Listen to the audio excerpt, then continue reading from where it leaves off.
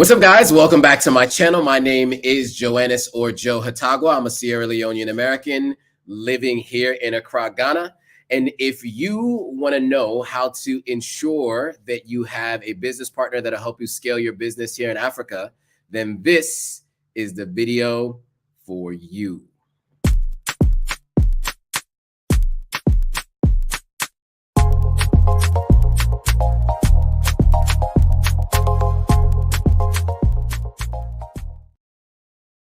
All right, guys, welcome back to my channel.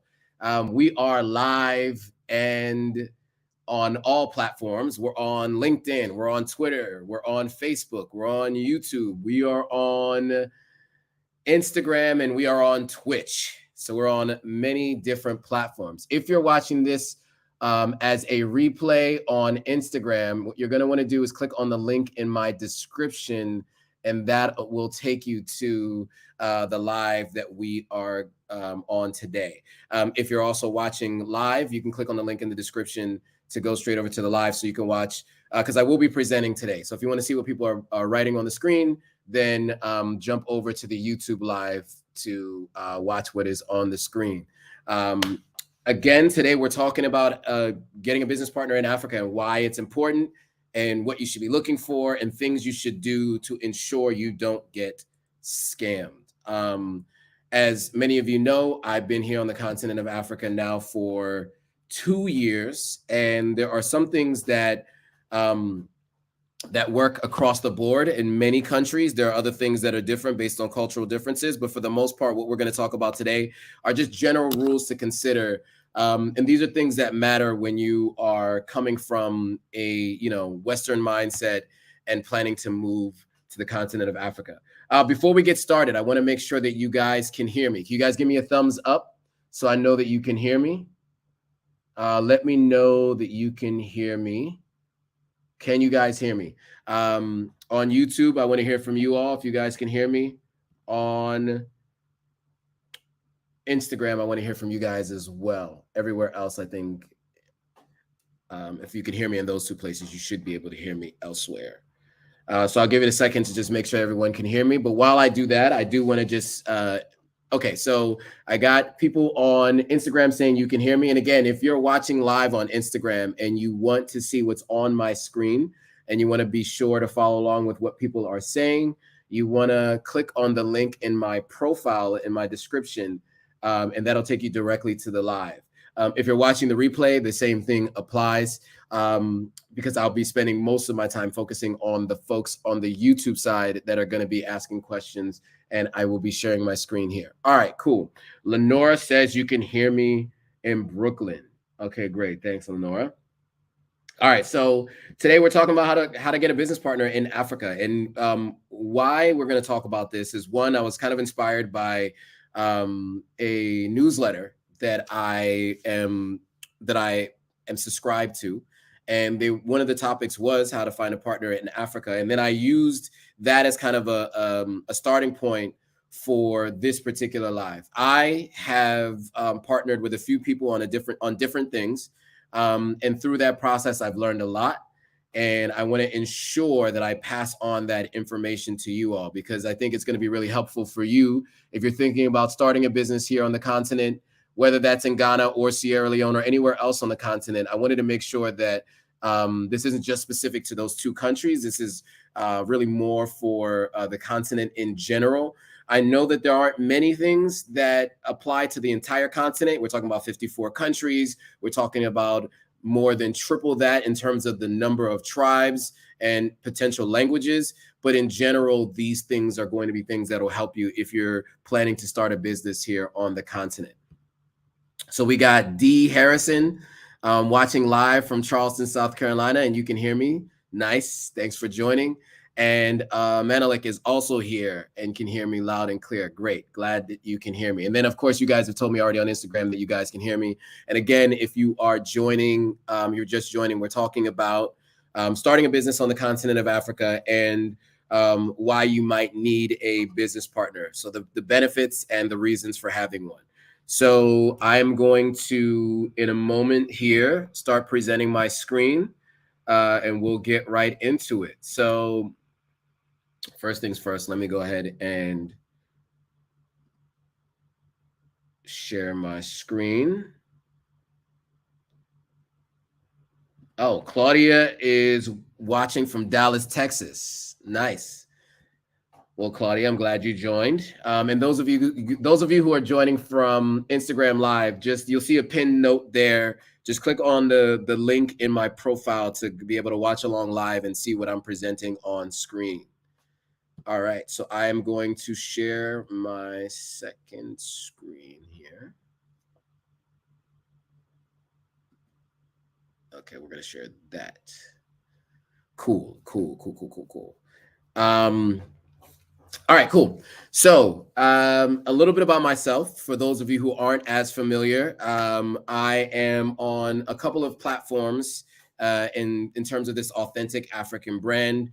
And the idea of the brand, in terms of everything I'm doing in front of camera, is to help people who are planning to move or visit the continent of Africa, and specifically West Africa, Ghana, Sierra Leone, sometimes Nigeria as well. Just to help you guys understand what that might take.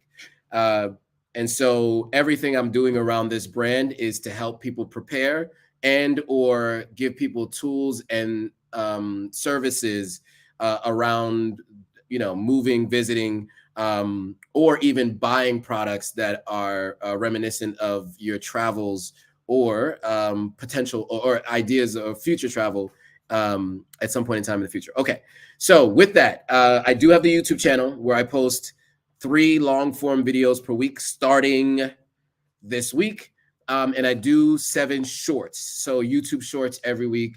On Instagram, we're posting 3 times a day, things that are happening in the diaspora and on the continent of Africa. And then, of course, I go live once a week on Mondays on Instagram as well. So I'm also on TikTok.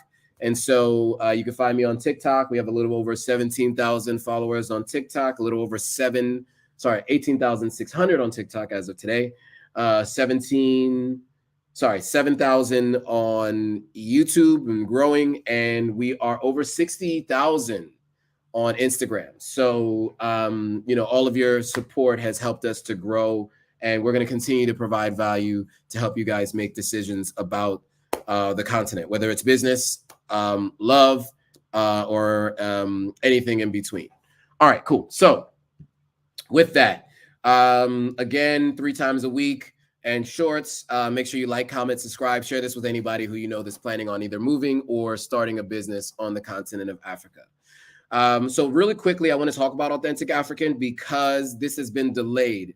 Originally, this was planned to launch, Authentic African was planned to be launched on February 1st. Then sometime in February, there were some technical difficulties.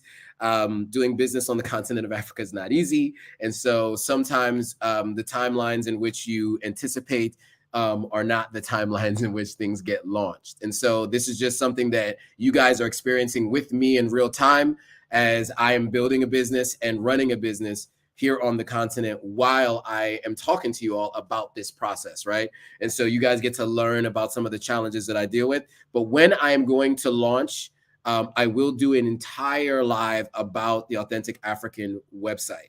We will get to the details of it, but right now I'll just talk about the basics. Everything you see on the screen here are things that we will be selling. There are 2 additional things that I want to talk about. So secondarily, I will also have a marketplace where other vendors can sell their products. They will handle all of the logistics of getting things delivered, but they'll be able to accept credit card through this platform. Many of the sellers that I know who sell clothes, hair, makeup, all kinds of different things today can't accept credit card. And also, they don't have a website to send people to. And so what I am going to make available to them is the AuthenticAfrican.com/whatever their brand name is. And what they'll be able to have is a seller page where you can see all of their products. You can search for their products here. You'll be able to see all of their reviews, how long they've been on the platform, where they're located. If there's feedback that you want to give that particular seller, you'll be able to give them feedback. There's a feedback form.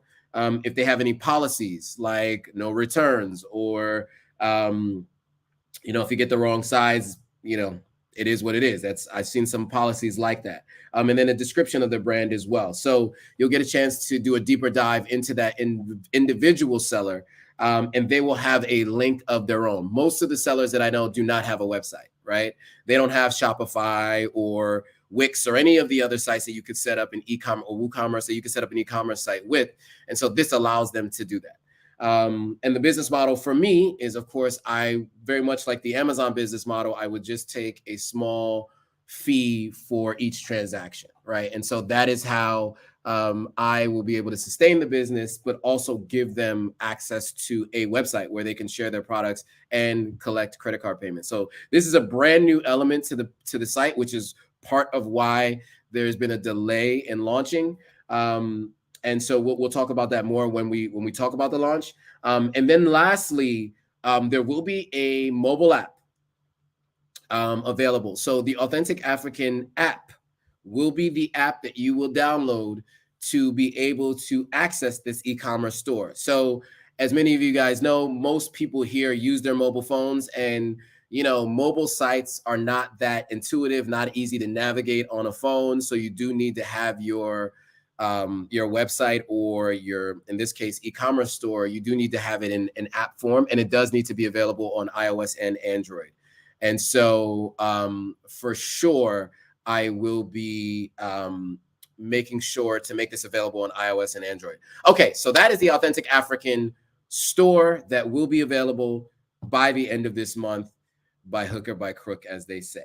All right, so let's get into today's topic. So today's topic is how to find a business partner in Africa and why. There's the who, what, when, where, and why. We'll talk about all of that today. So before we get into the idea of getting a business partner and why you would, I want to first talk a little bit about what some of the challenges on the ground are. We've done a number of different lives about business in Africa. I've talked about business in Sierra Leone. I've talked about challenges. I talked about what the World Bank is doing, right? We've gone through many of these challenges, but I think it might be a good idea to just do a quick refresher. And then for some of you who are new, it might be good for you to get some of this. So we're not going to go over all the details in terms of the numbers that we have before. We're going to talk about some of the reasons why some people are apprehensive about doing business on the continent of Africa, or why people who have started business have stopped doing business. And so we just want to make sure that you understand what some of the major challenges might be. Some of these challenges are challenges you find in other parts of the world. You know, you find some of them in Asia at some points in time. Sometimes you find them in Latin America. You find them also in the US and the UK. But I want to make sure that you're aware of what some of these challenges might be, so you're not taken if you're not either taken advantage of or you're not caught off guard. And so here are some of the market challenges that you're dealing with. And see, these are some of the things that you've seen displayed mostly on television as it pertains to the continent of Africa. So first things first, right? Obviously, it's a beautiful continent with rich cultures, diverse communities, abundant natural resources, but there are many challenges that hinder progress and development, and also stop people from continuing business or even doing business on the continent. So I'm going to run through some of these really quickly to give you guys an idea of what some of the roadblocks and challenges might be that, of course, you're going to have to overcome if starting a business. So poverty is one. Now, why do I use this as a talking point, right? Number one, according to the World Bank, as we talked about before, 40% of sub-Saharan Africans live in extreme poverty, surviving on less than $1.90 per day. So why does that matter? Number one, because you should be doing business that is going to have a positive impact on those folks and help get people working, number one. But number two is in terms of your customer base, right? Knowing that a large percentage of folks are living much lower than what we consider the poverty line in other Western countries. It's considered extreme poverty according to the World Bank. And on $1.90 a day, many of those folks may not be able to afford the products and services that you want to launch. I was talking to someone today, a new business partner, which I'll reference in this live today. And she mentioned that she knew someone who started a hair business here in Ghana, and it was, you know, it was pretty expensive. It was about the cost of what you can expect to pay for hair in the States. But people in Ghana are very price sensitive. And what she found was the store was empty. You know, and so she ended up not having enough customers, and she was paying rent. She was paying staff, but not enough customers to cover the cost, and had to go out and went out of business, right? Because she wasn't really thinking about pricing and her market. So that's one. Two, bad leadership. And when I talk about leadership, we're talking about from the top, right? We're talking about political leadership, and that's not every country, that's not all the time, but in many cases, and that is a deterrent. It can be a major contributor to many of the problems. You know, it leads to political instability from time to time, economic stagnation, social unrest, right? So you see a lot of you know, protests, riots, and things that can happen that can impact businesses that happen to be in the places where these protests and riots could happen, in terms of physical businesses. And we're talking about the continent as a whole, right? You know, and beyond that too, a lot of times you have to do things with the government. You have to register with governments, right? And so if you have a government that doesn't have the greatest of leadership, then you're going to have challenges getting your business registered. So, you know, of course, we're going to need to encourage our leaders to prioritize the needs of their citizens, their interests, and businesses in order to really get these things off the ground. Corruption is another challenge, right? It's a major impediment to development on the continent. It really siphons off resources that should be used for development, and undermines public trust in government. And so that does lead a lot to many of the challenges that you might have trying to do business in a country where certain political figures may want a commission for you to get started, right? I think I've seen this a few times where people will come to the continent and think that whether they're a celebrity or a high net worth individual, and they think that they're going to go into a business with, you know, maybe a government investment, and those are few and far between. There are government grants for sure, and there are also grants that come through programs like what the World Bank is doing, which we talked about 2 weeks ago. But what you'll find is many of them are looking for a commission, we'll say. And so these are things that you might have to think about. Bad governance really speaks to the same issue, right? It can result in poor service delivery, political instability, economic stagnation, as I mentioned before, not so great constitutions. You know, your constitution of every country is supposed to be built around, if it's a democratically run society, it's built, and it's built around the long-term sustainability of that country. And a lot of times there are things in the constitution that make it challenging for folks that aren't from the country to do business, or there are things that are changed on a whim depending on the president, right? You know, in the United States, you know that presidents do what are they called? Now that the phrase is escaping me, and I know that it's gonna come back to me as soon as I'm off. But the idea of a executive order, right? Executive orders happen often on the continent of Africa between different presidents, just like it does in the United States. You've had presidents that have done as many as 300 executive orders, right? So it can happen, and it can flip-flop between being business friendly and not business friendly, and different things that can change. So you just need to be able to stay on top of it. And then religious doctrines are on here too. And I know this is bad religious doctrines. This actually comes directly from the source here, Isaac, who does this newsletter.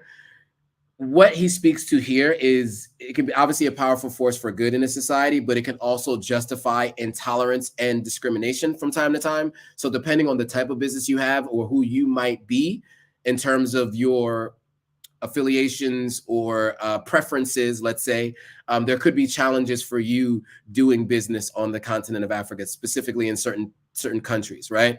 There are, of course, limited access to resources in terms of internet and other types of infrastructure. So these are all things that tend to get in the way from scaling and or doing business on the continent.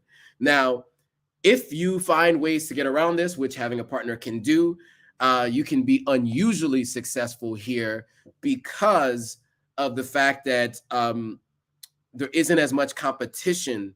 And so it allows a lot of times for many business sectors to have duopolies or oligopolies, where you have between 1 and 5 companies that are the main companies in a sector. And so you just need to make sure that you show your differentiator between you and the others, or just make sure that people understand your business and use it, and you could be the one business in your space. And especially because many times people get complacent, which we talked about before.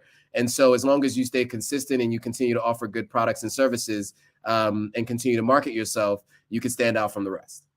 Right. So let me just check to see if there are any questions or comments before we move on. So Mark Hansen says the business model is exactly like Amway business model. I don't say that to be negative. It's actually great that you're doing this, because Amway and business like them don't reach to Africa. So so Mark is talking about the business model of the Authentic African store. It's a little bit different from the Amway business model, to be clear. So really quickly before we move on to this, the Amway business model is a network marketing business model. I am a proponent of network marketing. I read my first book because I was in the network marketing business. So I'm not a person who's going to talk negatively about network marketing, but some people call them pyramid schemes. People have issues with network marketing because the people who have been involved in network marketing haven't always been on the up and up. This is different from a network marketing business model because network marketing requires you to recruit people, and also to keep a certain amount of product or to own the services, and then you have to sell those services. What I'm doing with my e-commerce store is completely different from that. It's people who already have products that they're selling through WhatsApp or through Instagram, and it just gives them a website to list those products. So it's actually nothing like the Amway business model. It's actually more like the Amazon business model, except the actually much more like the Amazon business model, except the one piece that I'm eliminating is the overhead. I don't do any of the delivery. None of the logistics will be happening through me. The folks who are listing their products on the Authentic African website will be able to do their own logistics and delivery. Mark Hansen says this will be great help for people in the Western African countries for sure. I always have wanted to connect with people that there to build businesses there anyway. This is great. Good. Glad to hear it. Bottom line, and Andy says, bottom line, form relationships with industry experts. Yes, that is true. And that is one of the things we're going to talk about today. So this is good stuff so far. I always appreciate you guys adding your input. It's good to hear from you guys. Cool. I'm getting messages from folks that are joining the live. So I wanted to check that quickly. Again, just checking in with those who are watching live on Instagram or watching the replay. You want to head over to the profile, my profile, and the link in my profile will take you over to the YouTube live so you can see the comments on screen and you can follow along with the presentation. All right. So these are some of the background challenges, the market challenges that you are likely to see on the continent. So I just want to ensure that you guys are aware of it and you know what to expect. Okay. So some other things to consider, right? Why you should consider a business partner. So if everything I mentioned on the previous slide aren't reasons that you should consider having a business partner, here are some reasons and several benefits. So one, obviously bridging the gap in expertise and knowledge. A lot of people want to come to the continent and start a business in something they've never done before. I usually don't recommend doing that unless it's you're offering a service that you can solve a problem that you had as an issue and that you've learned to solve on your own. But there are so many people who plan to come to the continent and they're like, I want to start this business because I see it as an issue or a hole in the market and a gap in the market, and I want to start that business. However, you're probably going to need a business partner who actually has an understanding if you want to start a business that you've never been in, right? Just like no one would hire you for a job if you've never had that experience or any relevant experience.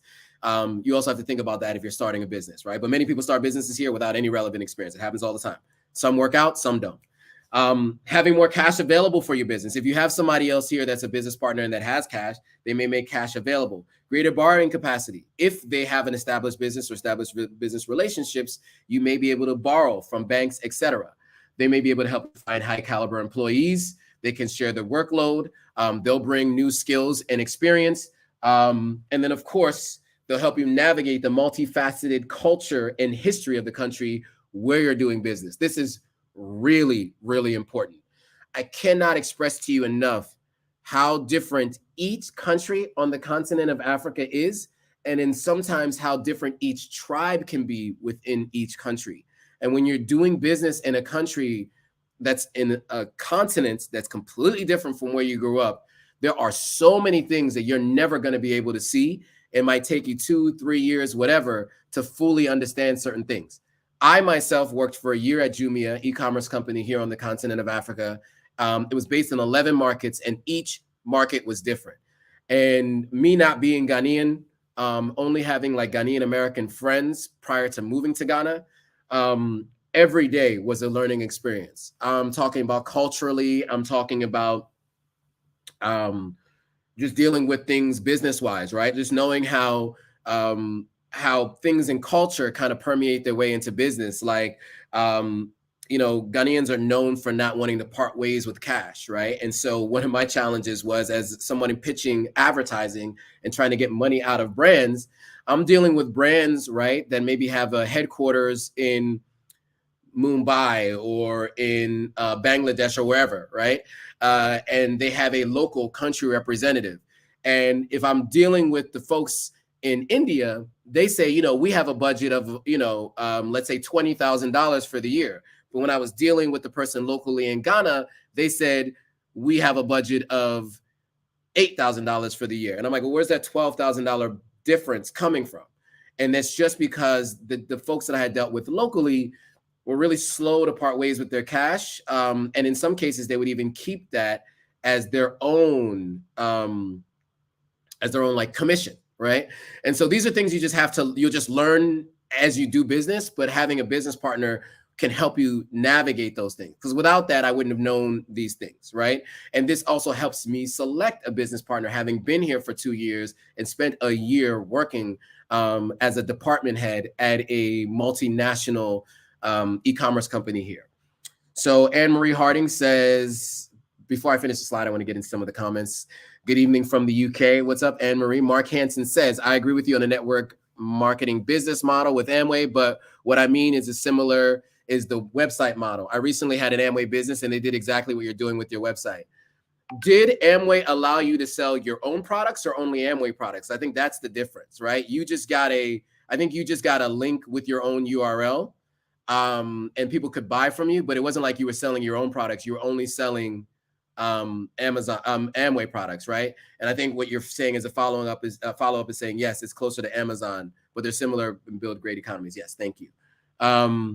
And you're saying, Mark Hansen's also saying they basically allowed you to tap into already created website and just add your extension for your personal shop. The biggest difference I see allows a person to sell what they want. Okay, so you're speaking exactly what I'm saying. Yes, exactly. Okay. No Narrative is back. What's up, No Narrative? How are you? How are things in Brooklyn? I think you and Lenore are both in Brooklyn, right? Claudia says, thanks for sharing. Very pertinent information, of course. And Claudia, I did see your message, so I will get back to you. I saw your WhatsApp message just now. And I think you also sent me an email as well. So I will get back to you on what you're talking about here, especially when I launch. Okay, cool. So additionally, having a business partner means you have extra set of hands to help with tasks and you benefit from additional knowledge, of course. And also, they can allow you to track new customers and provide access to a whole new customer base. So if you have a partner that has relationships already, that can bring in customers to your newly formed business. And so we'll talk a little bit about this and the partnership that I am forging. And it's going to be based around a consulting business. You guys have asked for it, and I'm bringing it to you all. It is not going to be this week. It's not going to be next week, but we will be likely talking about the details of this consulting business next week. So you guys get a little bit more of an understanding of what we will be providing. But that is going to be, what I'm going to refer to a lot in this presentation today is what I see here and what I'm expressing to you is how I followed the same process with my own business that I am in the process of launching in the next week or two. So we have two different things launching. We have the website that's going to be launching, and then we also have the consulting business because you guys have asked for it, and so it's coming. All right. So Claudia says, thanks so much. I appreciate you, of course. Appreciate you. Thanks for joining. No Narrative says, I finally made your live. I'm great. Thanks. Happy to see you. Happy to see you too, No Narrative. I'm glad you're back. All right. So here are some of the issues that you might run into finding a partner here on the continent, right? One is finding skilled labor, right? It is what it is, right? We have a continent that's full of people with tons of ingenuity. We have a continent with people who are hungry for work, but there isn't a ton of infrastructure in a lot of places to give people the experience working in office environments or in the business environment a ton. And so you have folks that you're going to have to give a lot of that skill to if you don't find it in that person, right? Sometimes there's a lack of commitment for the long term, right? People are always looking at where's my next paycheck, and people need to figure out how they're going to pay for dinner, take care of their family.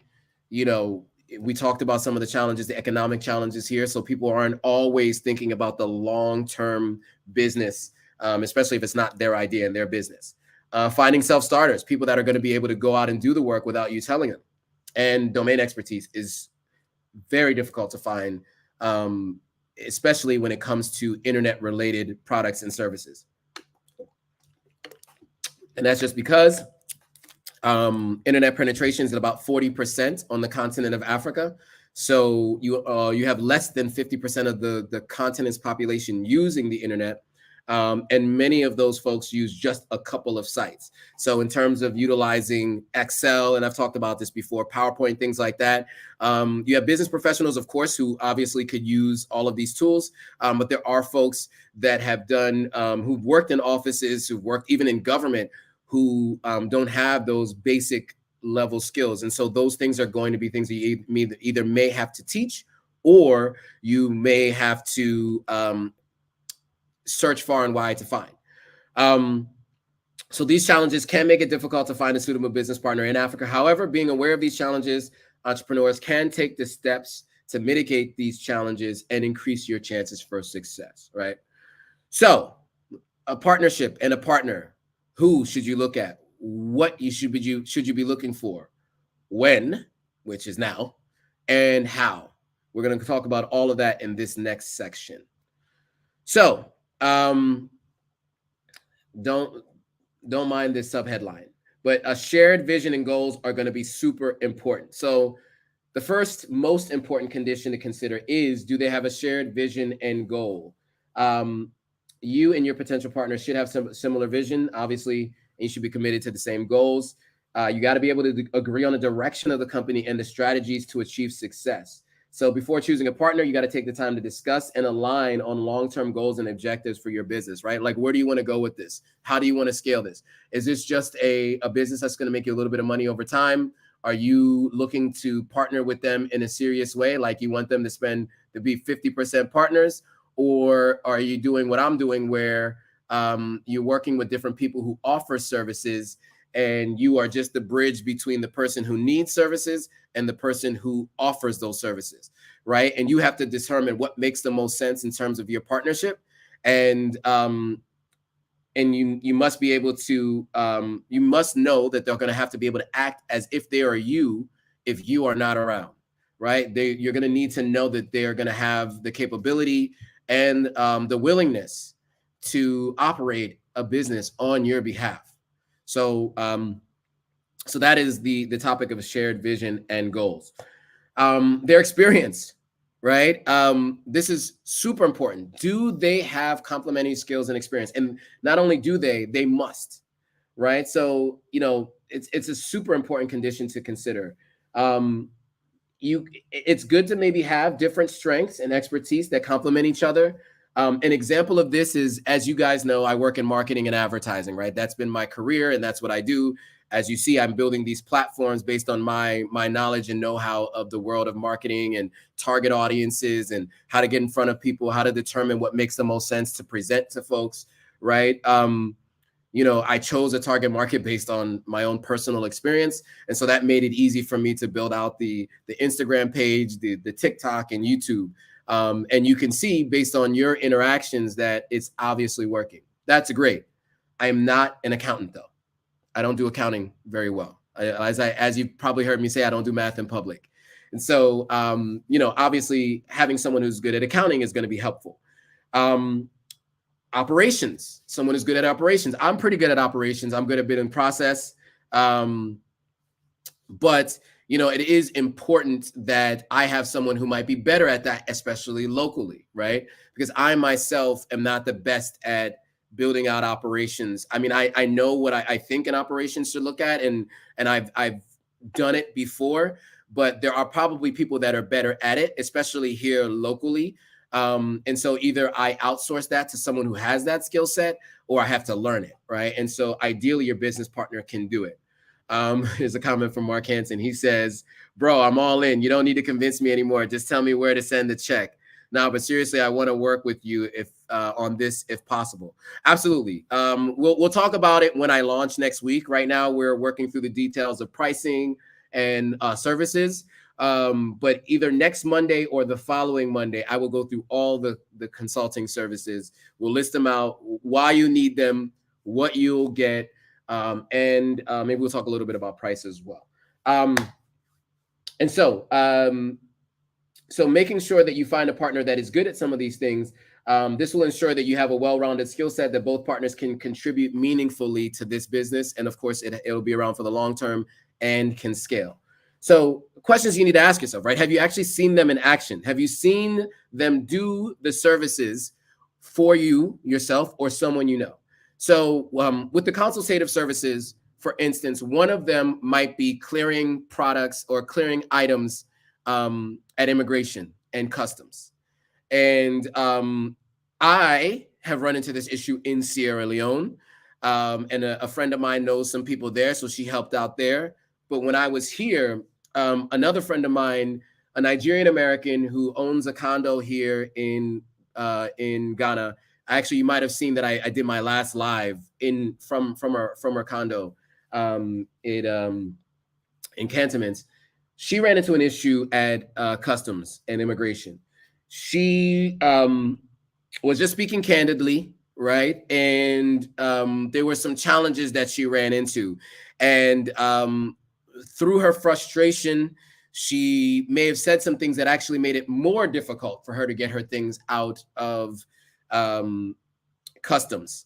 And she actually didn't get her stuff out of customs till almost a week later, the day after she was supposed to have already been back in the United States. So she had to extend her stay and spend extra money. And she had to go buy products and all these other things. And then she met the person who now I'm going to be working with on the consultative services, who went with her to the airport and got her stuff out of customs within hours, like just out and gone. And so that's the kind of thing you need, right? And so these are the kinds of things that I know someone who's actually gotten the service done for them, and I saw it in real time. I had my friend complaining to me about having these issues, and I went over to her place last week, and we were talking, and she was like, "Oh yeah, I want to introduce you to the person who got my stuff out of customs today." And so, obviously, you want to be able to have seen it with your own eyes, or you at least have someone who's been able to show you that you've seen the experience, or shown someone who has gotten the experience from working with them and can, obviously refer you to their services or their products, right? If you want to go into business with someone, sell their products, whatever. Okay, so that's their experience, right? Obviously making sure that they have a CV that is worth bringing on. Trust and respect is super important. And this is going to be broken into two parts. Number one, first of all, both are mandatory and must be mutual, right? You got to have trust and you got to have respect no matter what. And it needs to be mutual. They have to trust and respect you, and you need to trust and respect them. They're fundamental to any successful partnership, obviously, anywhere in the world. But you especially need it here because especially for all of you folks who like to try to start businesses from the States and want to be running a business here on the continent of Africa, or if you're in the UK or whatever, and you want to do it remotely, you absolutely need trust and respect. And one actually goes along with the other. If someone doesn't respect you, then you may not be able to trust them because they might run off with your money, right? And so that's what we'll talk about on the next slide. But also, before we get to that, though, you need to leave your ego at the door. Someone who's been here their entire lives, and you've done the other due diligence to know they know what they're doing, you are going to have to defer to them when they tell you about something culturally and locally. You know things from your context, they know things from the local context. And it is super important to leave your ego at the door. I had a conversation today about this, or along the lines of this specific topic, right? Where in my conversation with my new potential business partner, because it's not set in stone, it's not written in paper yet, but we are moving forward with this partnership. Her and I were having this conversation, and she was talking about a specific thing, visa on arrival, right?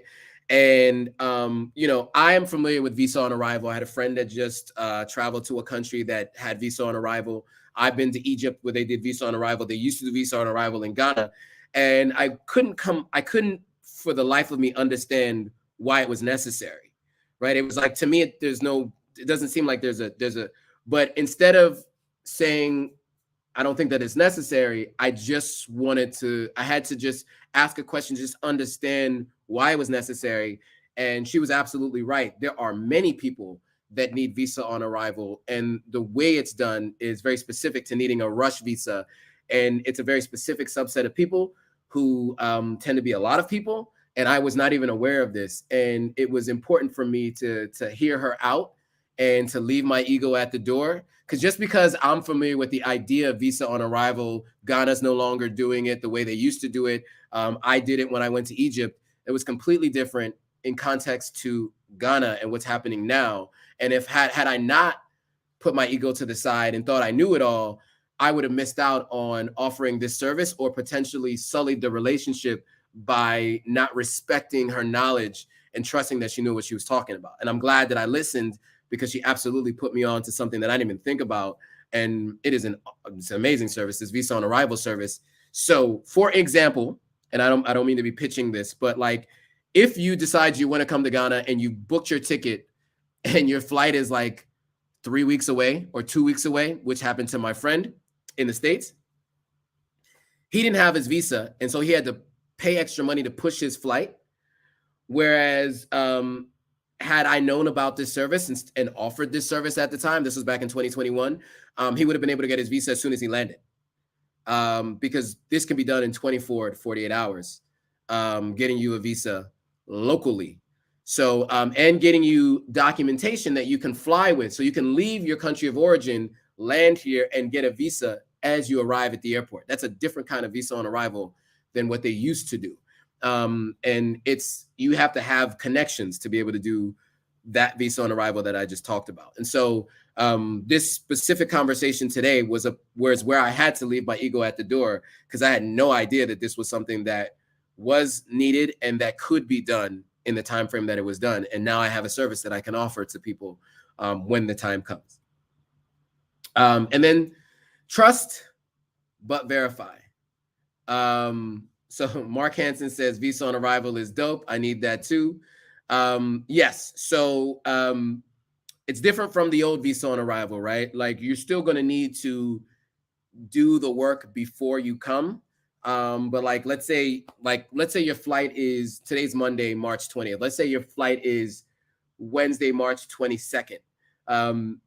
It can be done where you have a visa by tomorrow, like the documentation, the document number, and something that you can travel with. And then when you land, a visa that can be given to you and then stamped and given immigration on the way into the country, right? And so this is definitely something that can be done. Okay, trust but verify. Do you have a way to ensure that they don't run off with your money? I am going to tell you guys this. I love being here on the continent of Africa, right? Specifically Sierra Leone and Ghana. I love it. And it's the best decision I have ever made. That doesn't mean there aren't challenges. And it doesn't mean that there aren't people that can and will take advantage of other people. And so you just need to ensure that if you're doing business here, you're not getting taken advantage of. I actually went through this recently with a business that I was starting where I was doing some upfront payments for, you know, items that I was going to be purchasing, and basically now I can't find that person whatsoever, right? And they were supposed to help me get stuff from other countries here, and basically they stopped responding to my phone calls. In fact, I called from another number. They called me back from another number, and once they heard my voice saying hello, hello, hello, they hung up. And so luckily, I didn't give them too much money up front. It was just a little bit up front, but they were willing to jeopardize 2 years of me knowing this person. They're willing to jeopardize from what it seems like today, because I haven't heard any updates or anything in 4 or 5 days. So what it seems like is they're willing to jeopardize 2 years of knowing this person, as a relationship with this person, for the little bit of money that was given to them last week. Right. So they or 2 weeks ago. So they're just, I mean, we're talking about like a total of like $500, right? Which was like a business expense, which was supposed to be like the upfront cost was supposed to be around 2,000 or so to kind of get things off the ground and running. 500 is what they kept and ran away with. And now they're nowhere to be found, where this could have been a business that we both could have flourished in over an extended period of time. And so you just have to make sure that you know that this can happen, and you are willing to part ways with cash sometimes if you don't have these things in place. Really quickly, let me just jump into some of the questions and thoughts that are coming up. So Andy is saying Rwanda has visa on arrival and Kenya has visa, e-visa. So certain countries do have these items, right? Like I said, let's see, where's Zanzibar? Tanzania or Tanzania, depending on how you pronounce it. They have visa on arrival for American citizens and other passport holders, I think from the UK and other parts of Europe. Not for Africans, unfortunately. If you have an African passport, you can't go to certain African countries without getting a visa beforehand. It's crazy, I know, but it is that way. Outside of West Africa, ECOWAS, you can travel all around ECOWAS with an ECOWAS passport. If you're leaving West Africa, you generally have to get a visa before you go. So like for me, I was able to do visa on arrival when I got to Egypt because I used my US passport to enter Egypt, not my Sierra Leone passport. So it's just a thing. Claudia speaking to the challenge of me having with the potential business partner that I had before that seems to have run away with the money.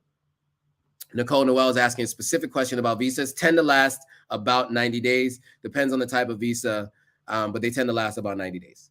But in general, they don't last enough for you to leave and then come back. Most people don't come back within 90 days. So you usually have to reapply for a new visa.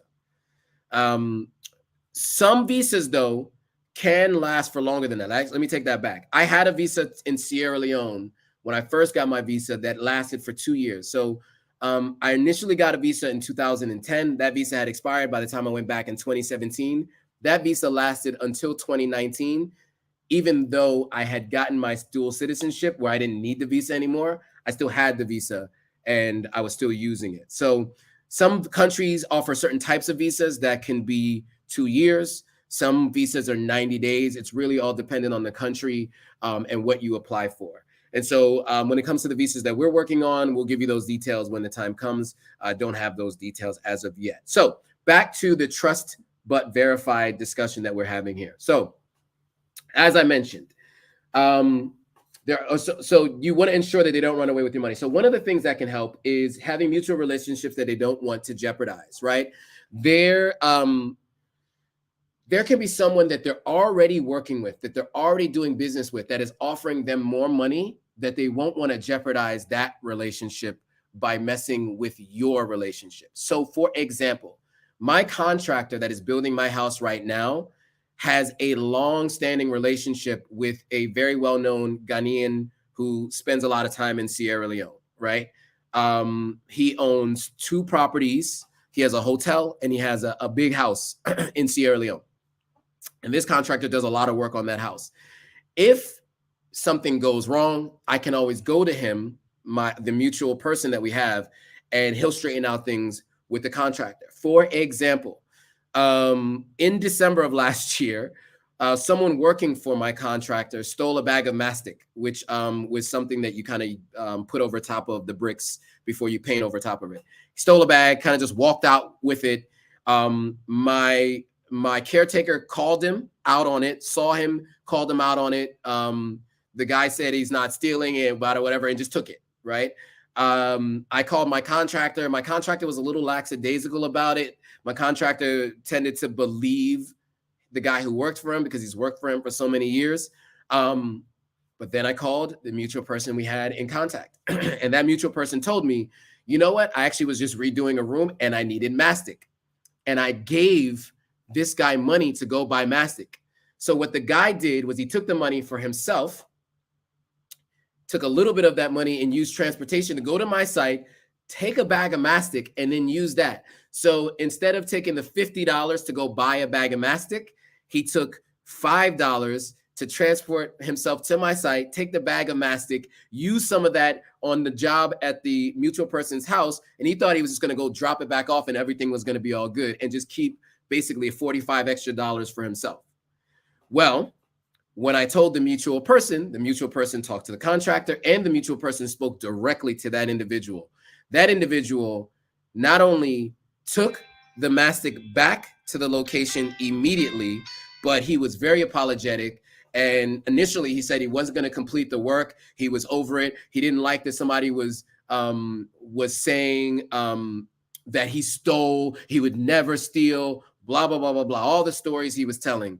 And you know what? He said, and he also said, I'm not going to do any more work on that house. I don't want to work anywhere where they say that I steal, right? Do you know 2 days later, he was in there applying mastic on those walls and finishing up the work that he hadn't even finished for the previous 2 weeks? And he went back to the main house with the new bag of mastic that he had bought separately with the money that was given and did the work there. So absolutely is important to have someone who's like a mutual person that can help, ideally, so that you have a frame of reference and someone else that can apply pressure if necessary. So that's 1. 2, one of the other things that I would recommend you do is, if you're going to be working with someone remotely, you have a way to collect money, especially if it's somebody new that you're meeting. And even if it's someone you've known forever, ideally you have a way to collect money, and that you pay a percentage to that person based on you collecting the money. And they have to agree to that, obviously, beforehand. But that is going to be the best way that you can ensure that they don't run away with the money. Because even if you have access to all the reporting backend tools, if there is reporting backend tools, you can't know cash influx unless it's coming into your account and you are giving money to your partner that way. That's what I recommend you do. If it's your business idea, you should have them pay you, the client, the customer, for the service or the product, and then you pay out your partner. If you do that, you will ensure that you get paid. If you don't do that, well, you run the risk of never getting paid or getting paid late, having to chase after money, all those kinds of things. Mark Hansen says, what is Mark saying? That's a boss move. Thanks, Mark.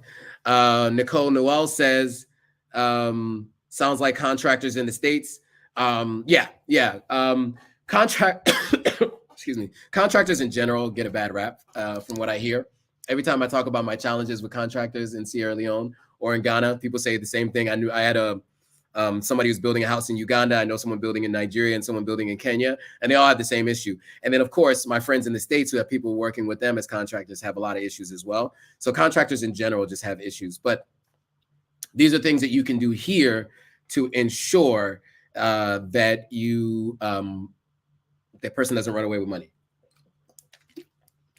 Something else that's really important in many cultures across the continent, I can't say in every country, in every tribe, in every culture, but family name is super important.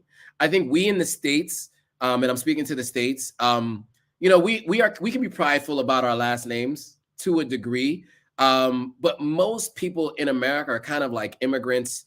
Their names don't have long, like immigrants meaning either by force or later, but they don't have long-standing histories in the country unless you're like a Kennedy or a Rockefeller or Carnegie or one of these names, right? A Vanderbilt's, right?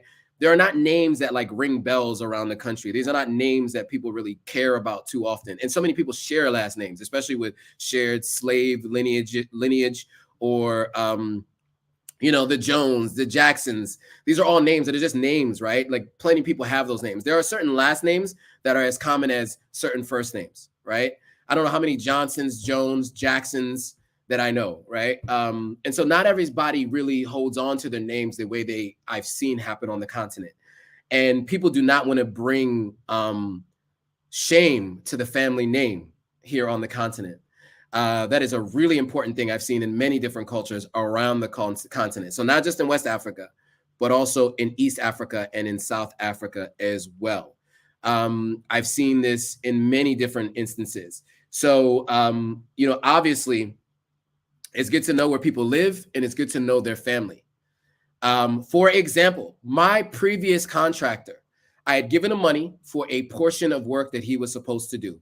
Not too much money, because I learned very early on, you give a portion of the money and then you give the rest later, right? Because especially if it's someone who's new you're working with. He went radio silent. You guys might remember, if you guys have been following for a while, that I had to fire him, and I played the voice note for you guys all to see the fact that I had to fire him, and it was unfortunate, but it was necessary. And one of the things that I did with him was, because he and I had a mutual person, my cousin was the one who recommended that we talk. What's up, Leslie? Leslie, what's up, Leslie? Leslie Jones is here, who knows exactly what it's like to build a house remotely in Ghana. She's dealt with many challenges, which, she talks about on her channel, and you can check her out. So with this contractor, I knew his parents. Well, my cousin knew his parents and where he lived. And so when I came to Sierra Leone, I had been calling him. I've been trying to get in contact with him. He wasn't answering the phone. Radio silent. For every 6 messages, he might respond with 1 message, right? So I went to his house, and I think his sister or his aunt or somebody answered the gate and let me in, because they recognized the name, they knew who I was, and because I had my cousin call ahead of time to speak to the family members. And you know what? He came out. He was really apologetic. He finished the work he was supposed to do, and then I had to fire him after that. He was begging to continue to stay on as the contractor, but there was no way I was going to continue to work with him, because I lost 6 months of working with him, and there was just no way that I was going to continue to work with him. And so I had to move on from him. But I don't know if I would have gotten that final stage of work done had I not showed up at his house to make sure he did the work. I don't say that everyone should do that. That's definitely not the way that everyone should do things. Only if you feel comfortable doing that and you're confident that there will be no harm done to you. But it was just another thing that you can do to ensure that you get help. He did not want to bring shame to his family by any means. And so because I showed up at the house and we talked about it in front of the family, he did not want to continue to bring shame to that family. So he wanted to finish what he could in terms of that work. A couple things. Andy is saying you should be on the continent in order to minimize leakages or mitigate damages, of course, or mitigate risk. And he also said boots on the ground. You must be on the continent in order to minimize. Yeah, I do agree. Ideally, you're here in person. Ideally, you are supposed to be here in person to ensure that you can maximize what people are doing. By the way, if you're just joining on Instagram, you can click on the link in the my profile. That'll take you to the live on YouTube, where I'm actually presenting on screen, and you can see the comments that are on screen. But I do thank you guys for joining from Instagram, especially if you're watching the replay, if you've watched this far. All right, cool. And so today we're talking about why and how you should have a business partner on the continent of Africa, if in fact you are running a business or if you're building a property, anything that requires a capital investment. Okay, compatibility. How well do you work together with your partner? This is another important condition to consider. Can you collaborate effectively? Can you communicate clearly? Can you resolve conflict constructively? You must also have compatible personalities, values, and work ethics.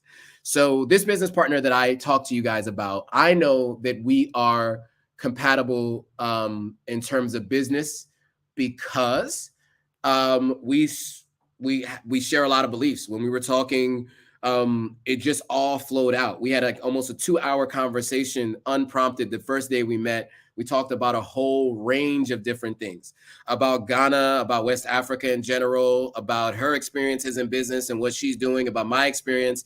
And that almost acted as a litmus test for whether or not this idea that I had that I wasn't sure how I was going to implement could be executed through her and with her. And through that conversation, I realized that it is possible that I can do business with her. We had a really easy conversation. We had another conversation today. We had an hour-long meeting that ran an hour and 30 minutes. The conversation that we had the first time we met ran over. The call we had, the subsequent call between this call and the first time we met ran over time. So I know that we do need to reduce the amount of time we talk so that we can stay on track, but we at least have the compatibility thing down. That's not a concern of mine, which is really good. And we are aligned on our belief systems about business and how we can do business.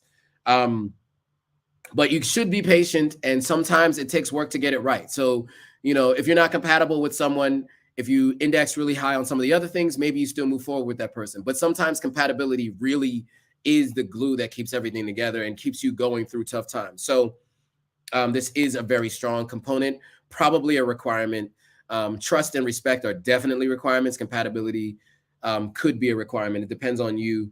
Some people are very introverted, and so compatibility is not a thing that they have with pretty much anybody, unless there's someone else who's very much like them. So this may not be as important for that person as long as you have all the other things that you need. Your commitment and their commitment to the business. How long are they willing to do this? And do you have an agreement on the commitment for this business, right? And so in my business model that I'm talking about today, the way that I'm working it is it will allow me to be able to sever the partnership at any time.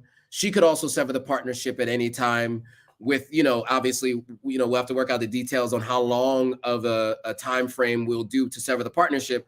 But we'll be able to operate as two separate entities working together so that, if we either one of us decides that we want to go in a different direction, we can easily do that.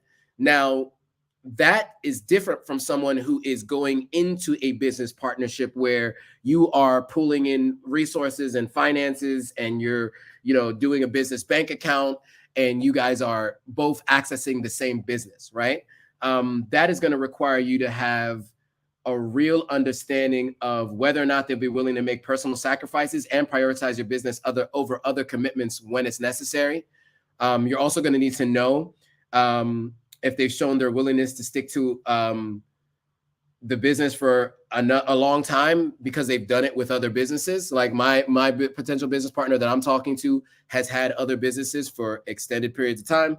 And so them having the commitment is not a question of mine. I know that they've been in business for a long time in the other businesses that they do. So that also helped me to be at least I was ensured that she has the ability to stay around for a long time and is not going to just is not like in it for a season to be out of it.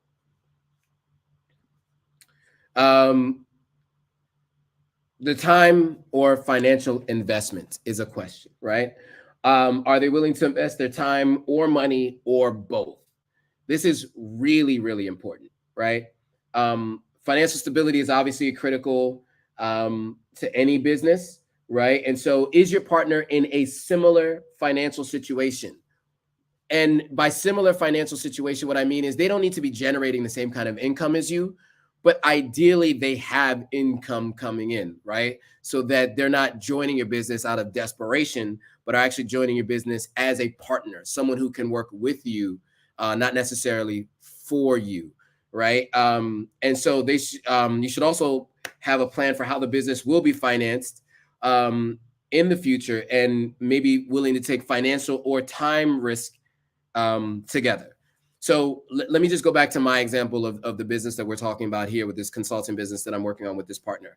I'm very big into low investment businesses, low financial investment, but because they're low financial investments, they're always high time investments, right?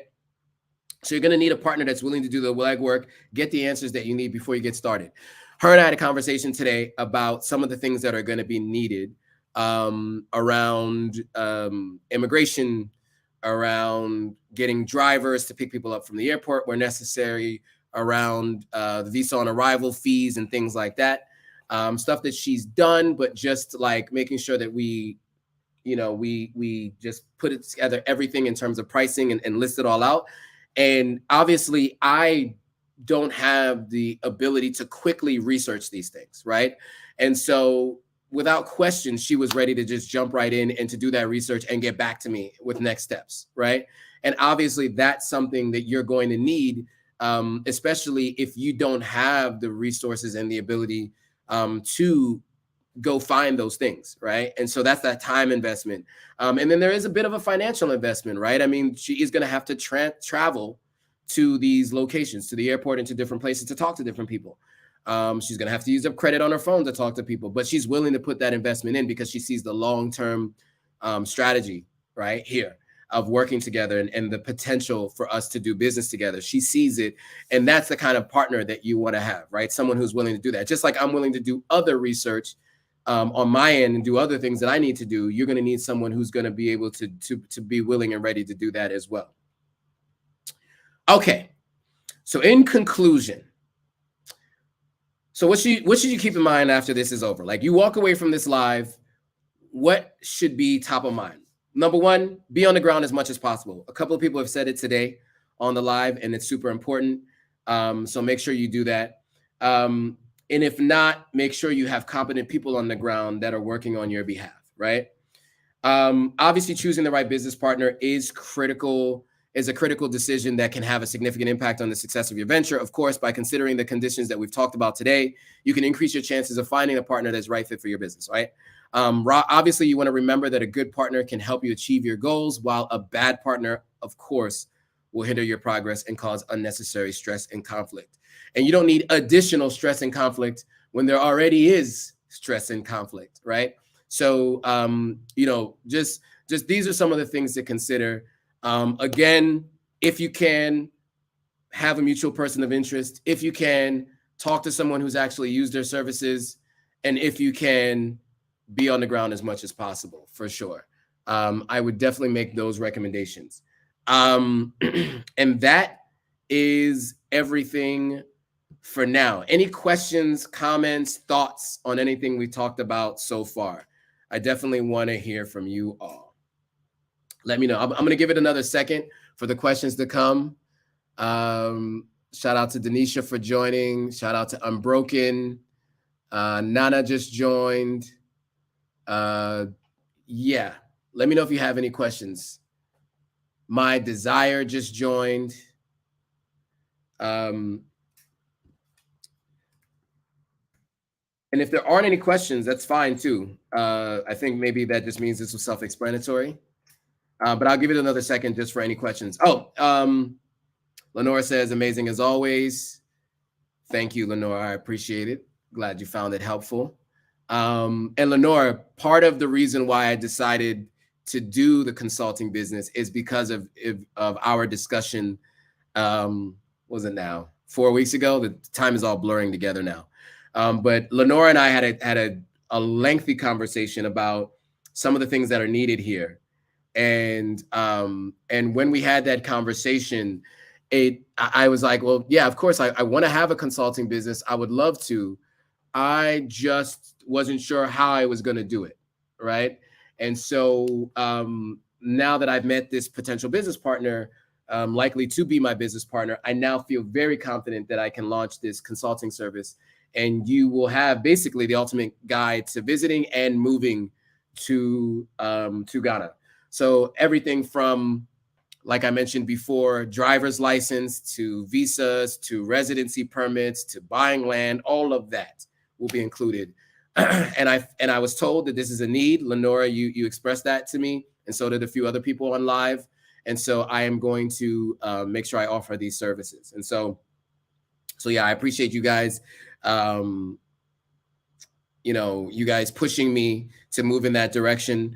I always said, one day maybe I will do a consulting service, and I've decided that I'm going to launch it earlier in the year than I originally planned. This was something that was going to be launched at the end of this year, but I am now going to launch it much sooner. Lenora, you're just saying any way that you can help, don't hesitate to contact you. I absolutely will not. I will be definitely contacting you to let you know what questions I might have to help me discern what makes the most sense, for sure.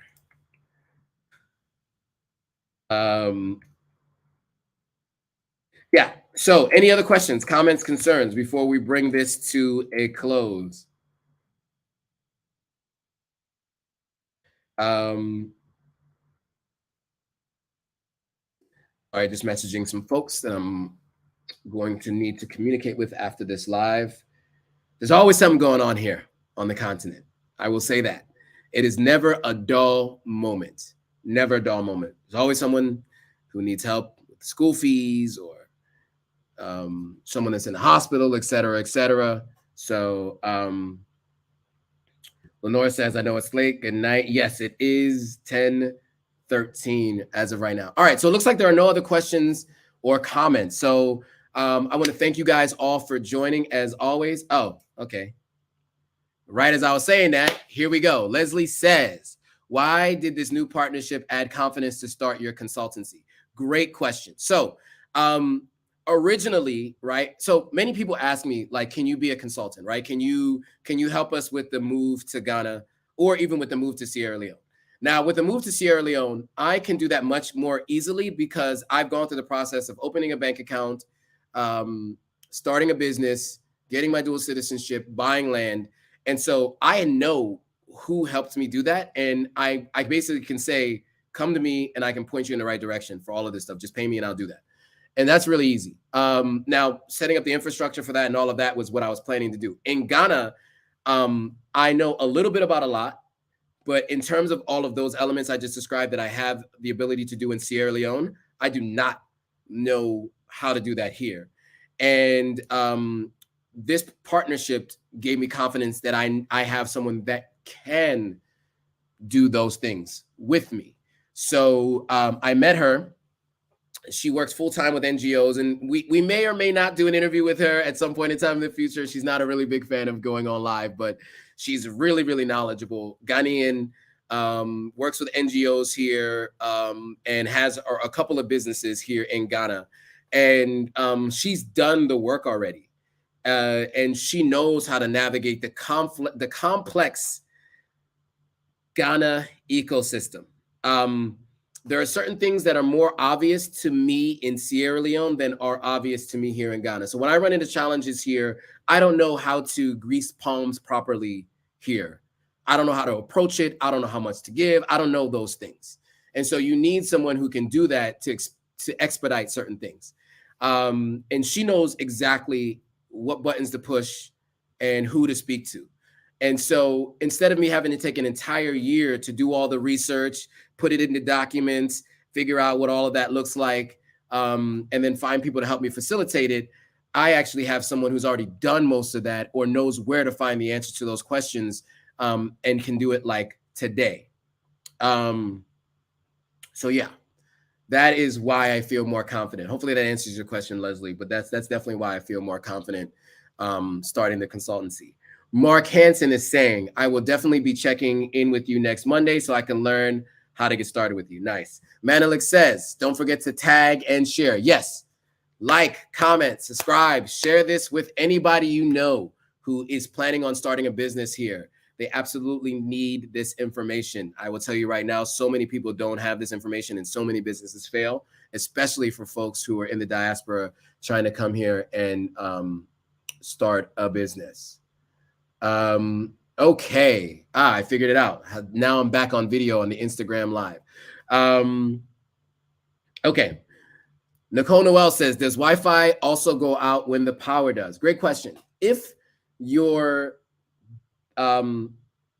router is plugged into the wall, yes. If you have a MiFi, I have a MiFi.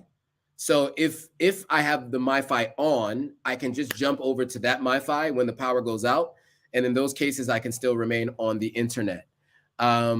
If you don't have a MiFi and you use home internet and you're on a router that's plugged in, you will absolutely lose internet and lose power at the same time. It's happened to me many times before. You guys may have remembered there were a few times when I was on live and power has gone out, and I've had to switch over to another Wi-Fi or just jump off and then come back on, or completely new live another week. That does happen, absolutely. I am Leslie Jones says, Leslie is saying your consultancy website is up. It is not up yet. No, it is not up yet. We are really in the early stages. It will be, though, very shortly in the coming weeks. I'm going to take on consulting clients before the site is up, because I'm one of those people that believes in just getting started, and then you can figure out everything else later. There are already like 3 or 4 people that have already asked me for consulting services. So I'll probably start that process before I even have a site up. But the site will be up. I probably won't do like a completely new social media page for it, because as you know, far too much already. I will probably just post about the services on the main social media platforms, and I will talk about them on YouTube, for instance, especially on the live. So as this is something that I'll be offering, as I talk about the website currently, the Authentic African e-commerce site, I will also be talking about the consultancy. So that's probably part of the intros that I'll be doing for people who are getting to know me when we go live. And maybe I'll do it as well in my edited videos that go up as well. Okay, cool. All right, we are at 1 hour and 17 minutes in. I want to thank you guys all for staying with us for so long. Are there any other questions, comments, thoughts, or concerns before we call it a night? The last time I did this, like 10 people jumped off and then 10 new questions came in. So, oh, my guy, Sean. What's up, Sean? Sean. What's up, Sean? Thanks for joining on Instagram Live. And anybody else watching, by the way, on Instagram Live, this replay will be available on Instagram. But if you want to see the presentation that I presented, you can go over to the link that's in my profile on Instagram, and you'll be able to go straight to the live video, and then you'll be able to go back to the replay once the replay is up and live. And then, of course, those of you who are watching here have already gotten a chance to see them. Okay. Lenora says, I will be supporting them all the businesses. Thank you. I look forward to having your support, and I really do appreciate you, Lenora. You have been a good support, and next time I'm in New York, I am gonna have to make it up to you. I gotta make it up to you. We'll talk offline. Nicole Noel says, thank you so much. Thank you for joining. And Lenore, of course, says thank you again. All right, thanks, guys. I think that's gonna be it for the day. If you guys have any other questions or comments, feel free to put that in the replay comment section. Don't continue commenting live. Once the replay is live, go in the comment section of the replay and comment there. And of course, make sure you share this with at least 2 people you know who are planning to come to Ghana or Africa in general, who've been talking about it, who've been talking about starting a business in Africa. Send this to them. Make sure that they have this in their WhatsApp, in their iMessage, in their green Bubble, Android chats, whatever it looks like. Make sure you're sending this to folks. And with that, guys, thanks for watching. I will see you guys all soon.